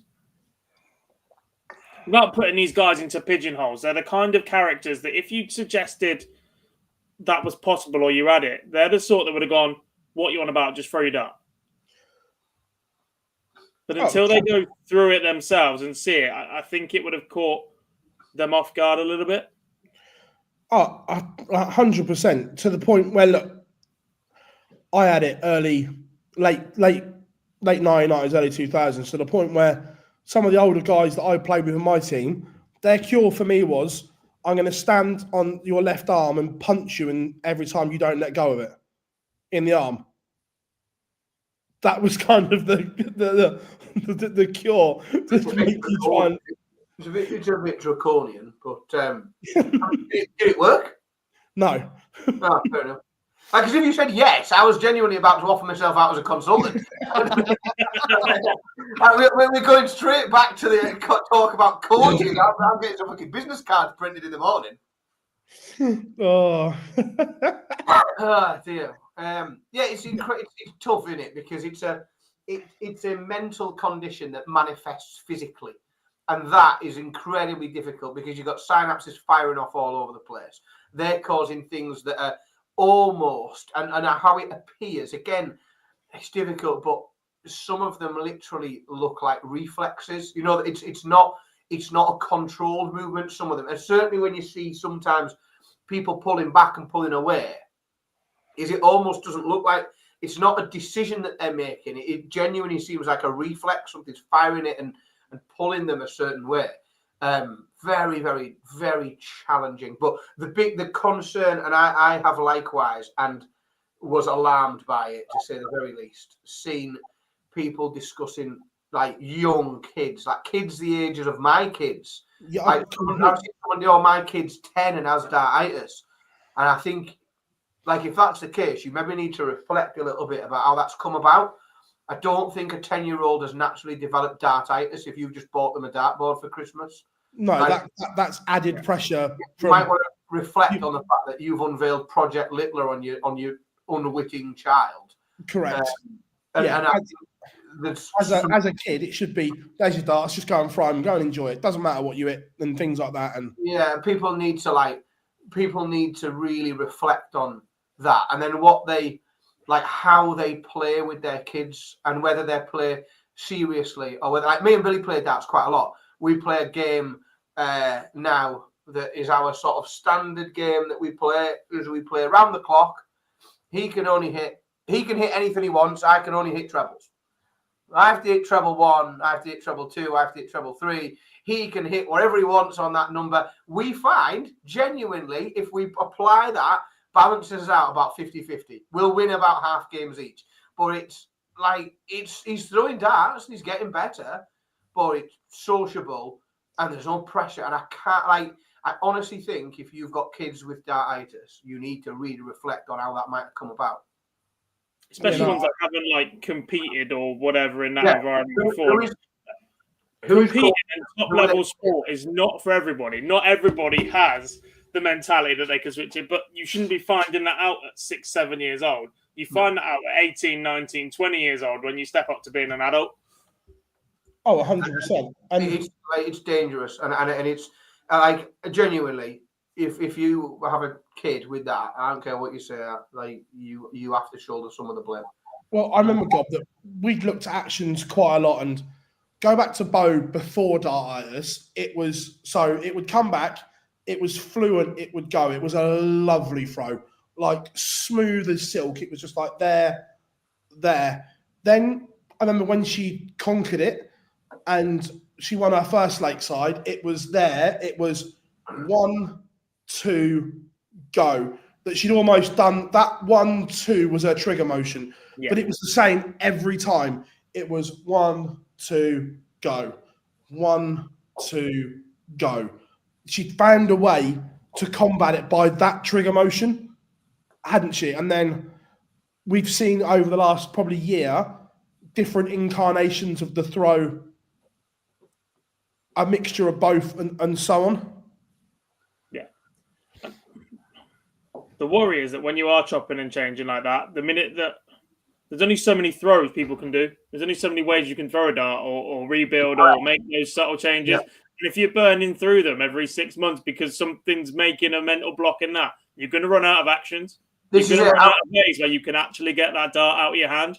Yeah. How long is it before you just end up stood on one leg because you haven't tried that yet? I've done everything else. I've done all of the other methods. You're right. There are only a finite amount of different things that you can do to get a small pointy thing from here to there. There are only so many ways you can hold it, so many ways you can move your arm backwards and forwards, and it still has to go that way. So it's limited. Yeah. Look, 100%. And just before we move on from this, so the eight going to the Winter Gardens at the moment. Bo 1, Noelin 2, Fallon 3, Lisa 4, Robin Byrne 5, Gemma Hayter will make her Winter Gardens debut 6, Kirsty Vinakainen 7, and Lorraine 8. But also the seasonal ranking, shall we say, for 2025. Bo top, Fallon 2nd, Lisa 3rd, Noelin 4, Robin 5, Kirsty Vinakainen 6, Gemma 7, Lorraine 8, Rhiannon O'Sullivan 9, and Katie Sheldon in 10. That is how the two women's seasonal rankings look. Next stop on the travelling circus, I'm going to say it, is the most overrated on the calendar. We are off. Right, tell you what, we have done some shitting on Premier League venues tonight, haven't we? Off to the massively. I think the Ahoy is. Look, if Michael's in the final, it will be a great night. Literally, the Dutch support their own passionately and brilliantly. However, and I like the Irish, but not Jar. But when Michael eventually loses, it will be flat as anything. Yeah. But we are off to the Ahoy. The 4 quarterfinals are as follows: Chris Dobie faces Luke Humphreys, Gedwin Price, Nathan Aspinall. Bottom half of the draw: Stephen Bunting takes on MVG, and Luke Littler takes on Rob Cross. So let's do this. Let's go in first quarter final. Dobie against Humphreys. Dan, how many legs are you giving Dobie? Flipping heck.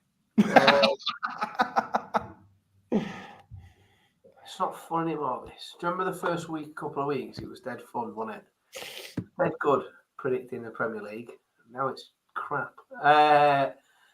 I'll give him 2 legs, and I will give Luke Humphreys 6. What are you saying, Job? 6-4.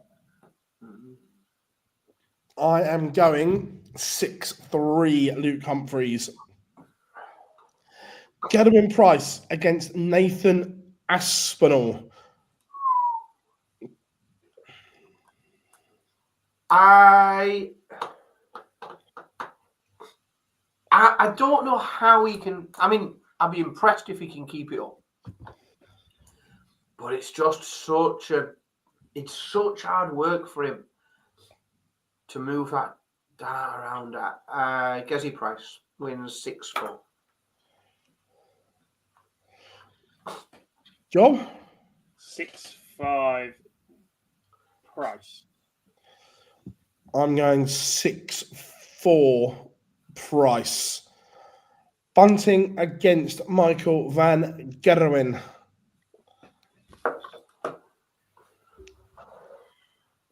Bunting wins 6-3.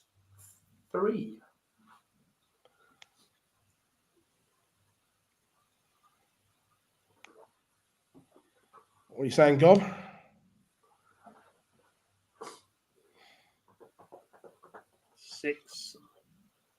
6-5 Stephen. 6-4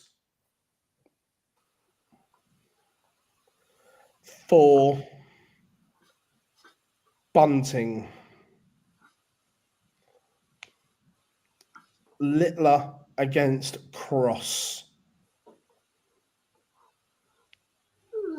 6-2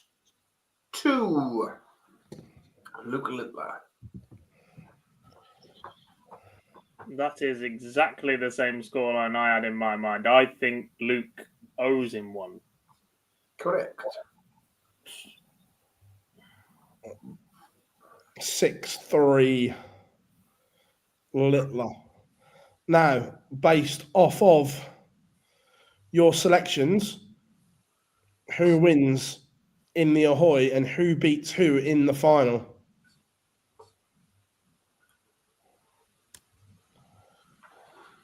Oh, right. Let's have a look at the bracket again, because there's only what can happen here. He won't beat him. And he won't beat him. Oh, bloody hell. Boring, Dan. Luke, can I go first, Dad? Luke Littler beats Luke Humphreys 6-4. Luke beats Luke in the final, doesn't he? Yeah, I'm so full of cold. You know, when you're getting a cold, I said at the beginning of the show, I'm getting a cold. It's literally getting every 15 minutes. I feel like I'm getting more bunged up full of cold. Luke beats Luke in the final. He beats him 6. What the hell? Let's go all the way. 6-5. Luke Humphreys will play Luke Littler, and I'm going Humphreys wins 6-5. Now, the table. Littler and Humphreys, we can mark off. We can put ticks next to their names.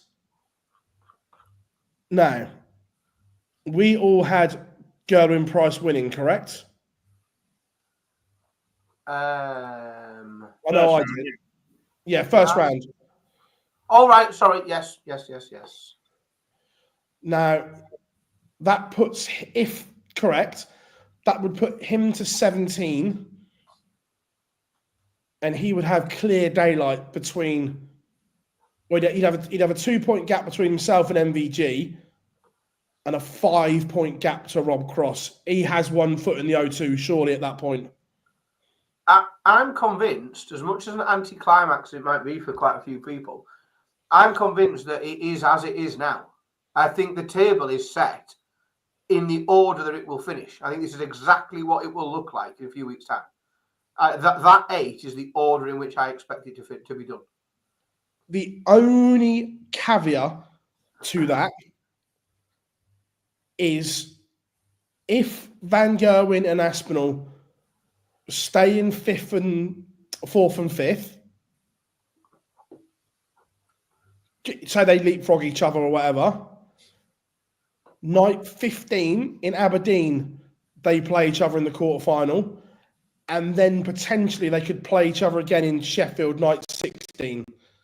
Now, because of the way the fixtures are... night where one game actually means something. What a fucking concept. Carry on. Jesus, man. What can these people do for you? They're taking it all around the country, 16 nights. We're going to. Don't think just because we've been to the MEN and now we're going to the Ahoy. The funds that we've got more shitholes to get round. We're going to Liverpool in a couple of weeks' time. We're going to Birmingham.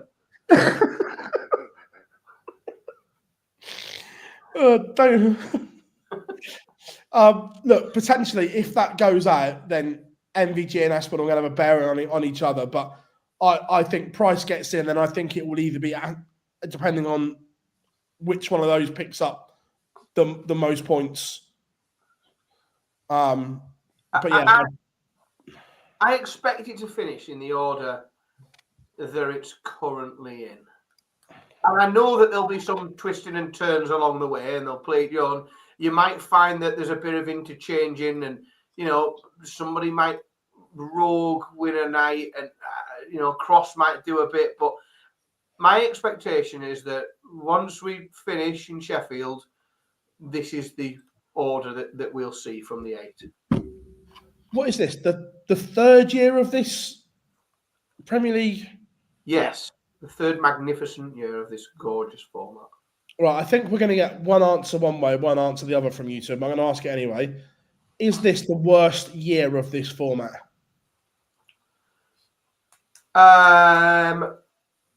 Last year was a bit shit, wasn't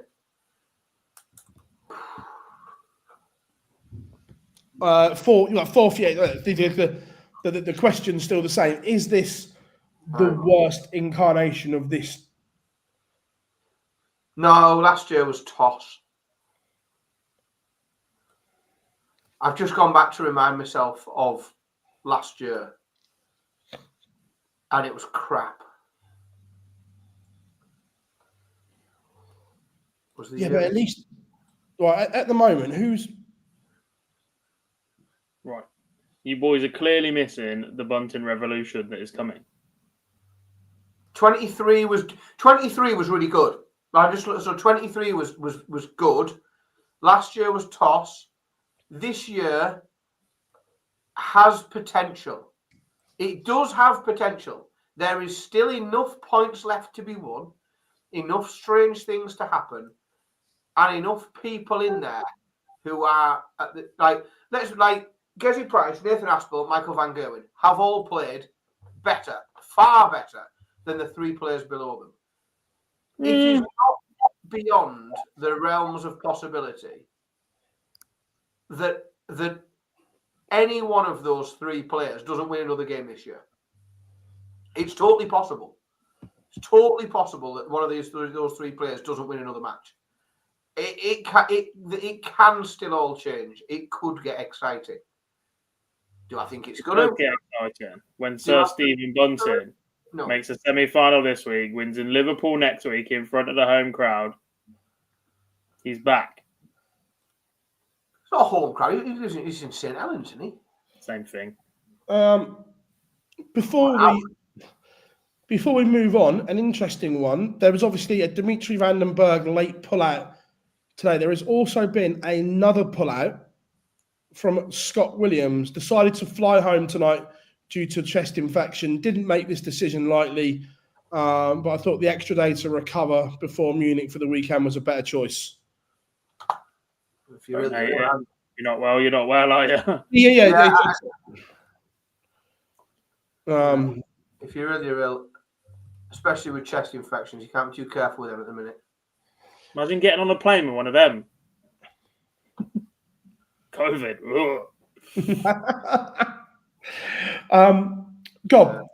The Super Series. David Evans, we saw the pictures. He did a Tiger Woods, did a Rory McIlroy, should I say, and dropped to his knees in jubilation. Thankfully as well, because I may have miscounted in that final. So I got away with that one just a little bit. But yeah, look, he won, 15 straight in the end? No, 16 straight now. So he's one behind Darrell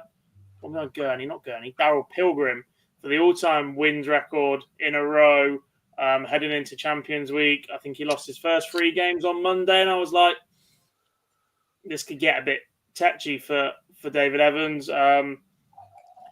His action when he's on it is right up there with the best in the game. We've spoken about that in the past. The likes of Mike Warburton, David Evans, great technicians. You look at throws that you want to copy, etc. He's developed a little bit of a drag on some of those darts, and that was there to see at the start of the week. But yeah, 4 times previously beaten in the semi-finals on a Saturday night. So to get over the line in that one in ridiculous fashion as well. He's come back from 3-1 down. I think he's played 4 games on Saturday, and at least 3 of them were 4-3.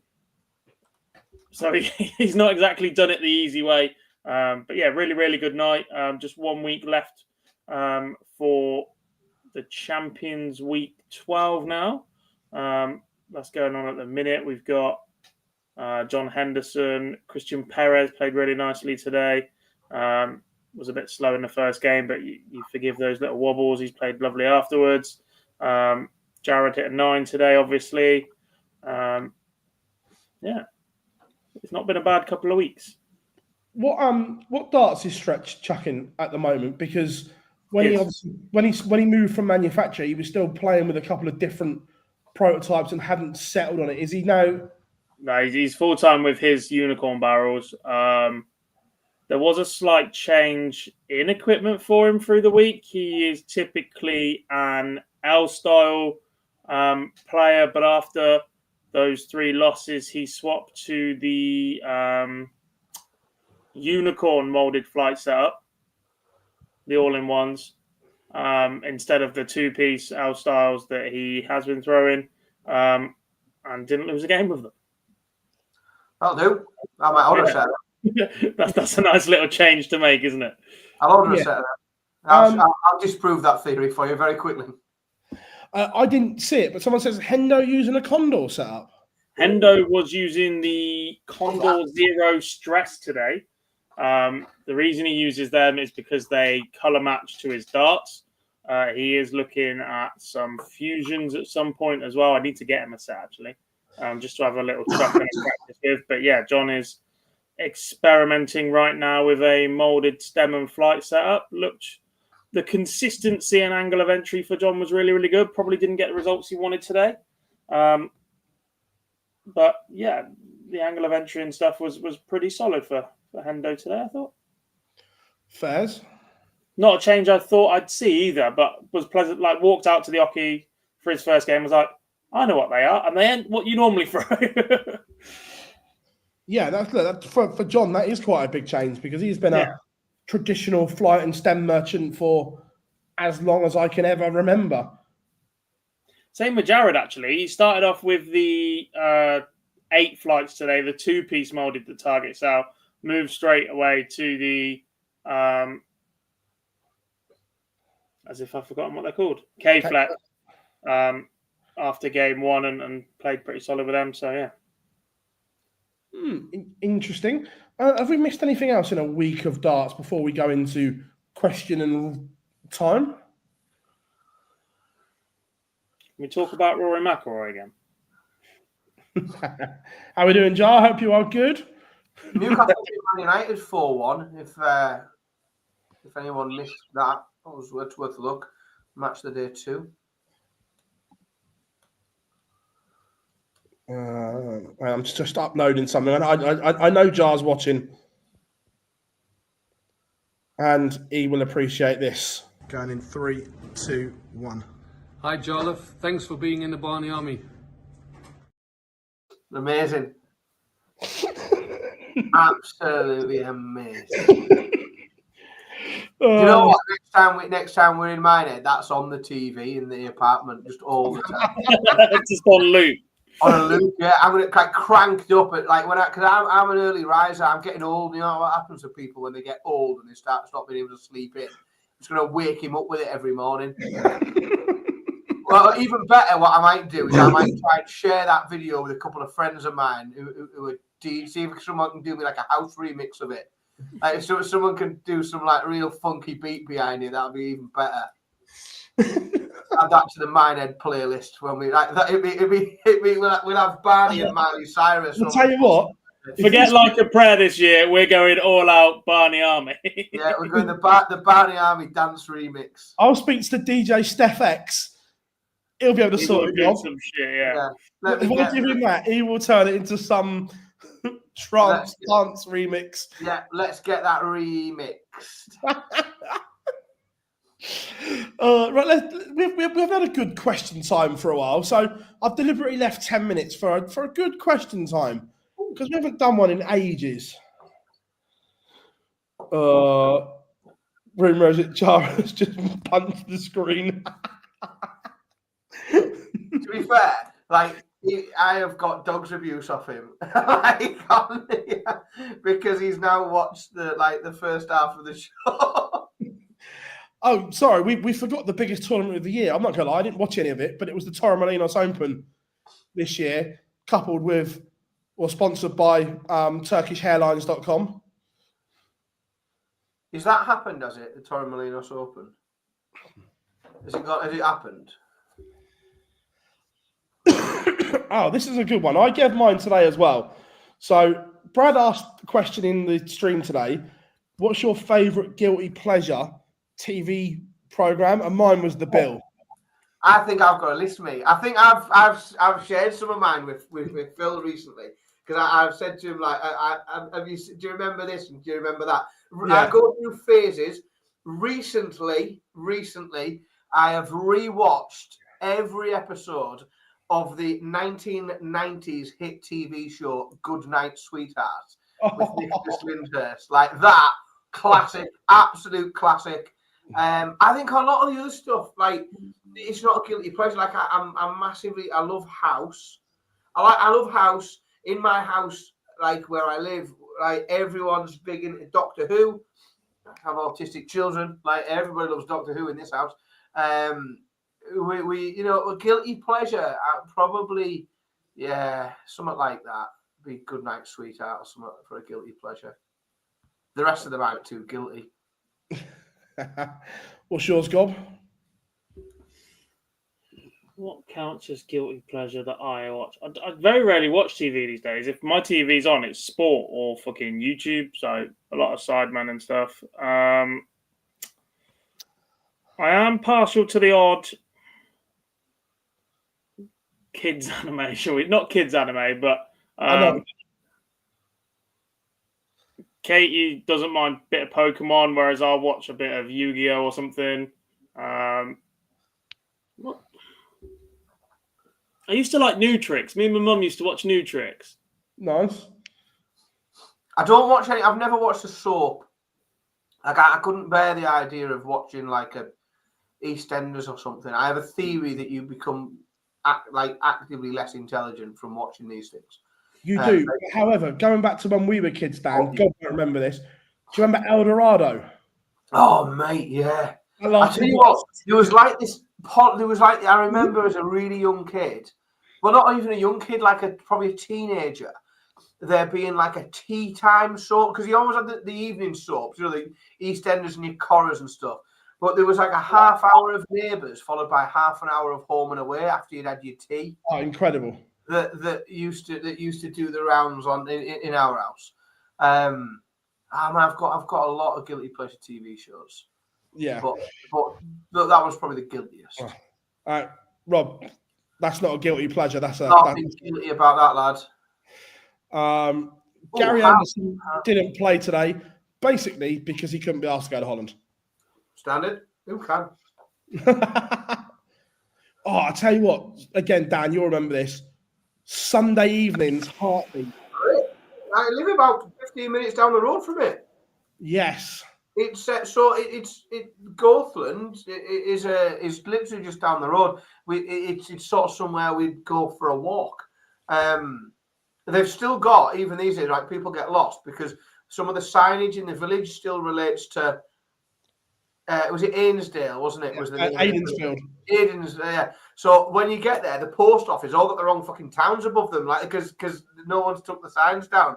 And they use it as an attraction. But yeah, it's local to me. That 20 minutes or so down the road. Here's one. Will the PDC replace a Premier League venue next year? If so, which one do you think they'll replace? Sheffield to Belgium. Now, there are a list of 3 that I could easily replace in the blink of an eye. Birmingham, Sheffield, and Nottingham.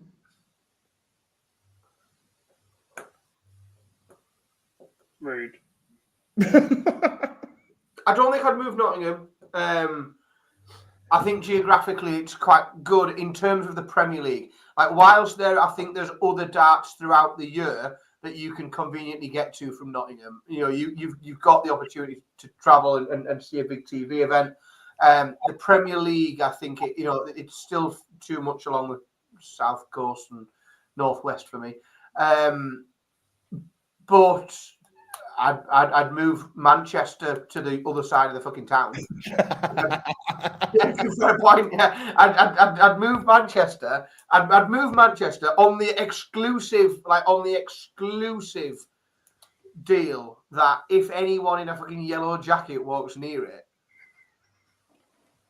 I'd cancel it immediately. But to quote Rory McIlroy, if you move Manchester, what the fuck will you talk about next year? Because Luke's from Manchester and is a Manchester United fan, and like I know, mate, I'd still have it in Manchester. I just wouldn't have it in that shithole. I'd have it in the one over the road. The nice shiny new one. Yeah. But like I say, I'm fully prepared. Like honestly, I tell you what, my heart will break. So I am a Stevie Wonder geek. Like there's no Stevie Wonder. Well, there is. You just can't see them because they're all vinyl records up on. Yeah, that's funny. You've seen it, haven't you? No, you just said you can't see it. Yeah, very good, very clever. I've seen him twice in a week. Like I've got a box at the Co-op, and I'm going to see him in Hyde Park. So I'm seeing him twice in a week. If I get, and I can, and that hasn't come cheap, that experience.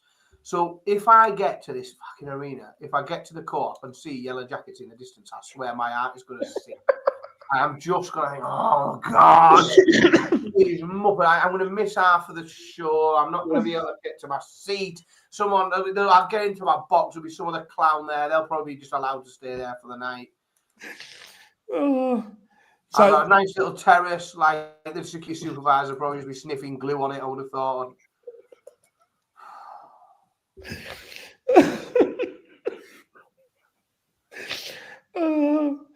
So just challenge to come for me because I'll just give them a massive list of heinously poor work that their employees have done. So where will we move a Premier League night to? Belgium. It's perfectly reasonable for Belgium to get one, I think. I think the crowd will be really good. I think the atmosphere will be decent. I would be concerned that the things that people don't like in terms of whistling and squealing and shouting and that might occur. I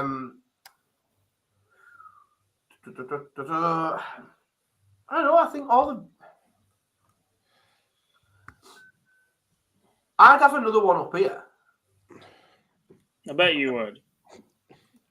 But because I think that there's too many of them clustered around similar areas in other parts of the country.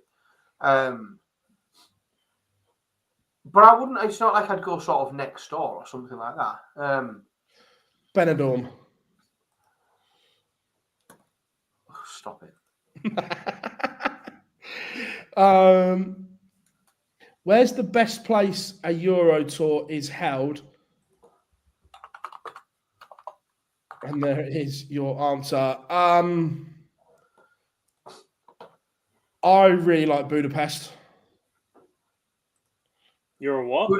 Budapest is a beautiful, beautiful city. Yeah. Gorgeous city.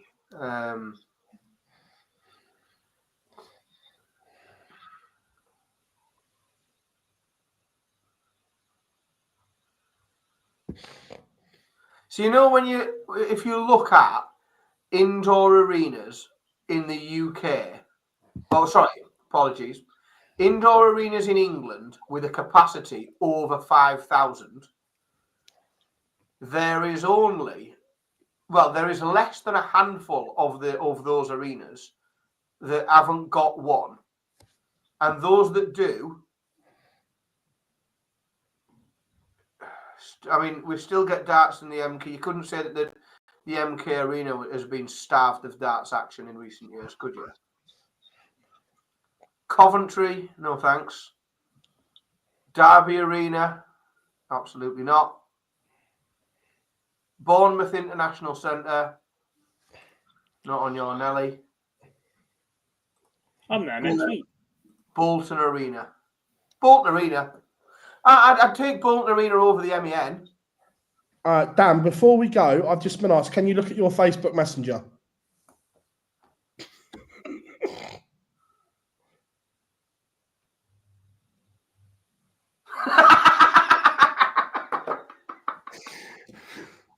Yeah, saw him. Fucking useless. Right, final. Who's winning Players Championship 14 tomorrow? Get her in price. Who's Speaking playing? of, Damon Hatter won today. That might be what we've missed. We've not even done that. We've not done a lot of... I'll tell you what, though, like, super quickly. I'm not going to lie, it wasn't a great day. Well, yeah, quarterfinals onwards, no surprise. You know, Karel Sedlacek arguably making a quarterfinal is a bit of a story. Leon Webber in the top 6. But not when he's made 3 in the last 5 weeks. Like, he's actually but he's a dart player again. Yeah, it was a bit sort of... it was a bit all right, wasn't it? There was some news. Jim Williams went to Holland. Is he on the run? What, on a holiday? He lost Is he evading police or something? He's gone on the run? Oh, dear. Johnny Clayton. Johnny Clayton wins. Ooh.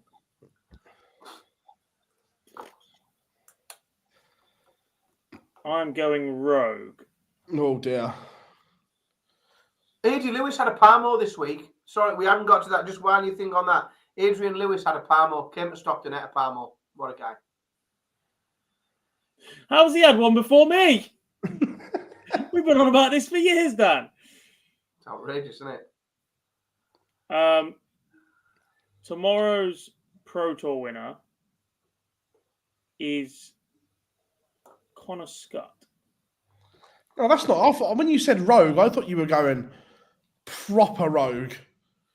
Well, considering the fucking results he keeps running into, that is proper rogue. But he's playing far too well not to do something about it at some point. So that's where I'm going. Yes, Connor, Nathan Aspinall will be getting fined for his unfortunate outburst today, shall we say.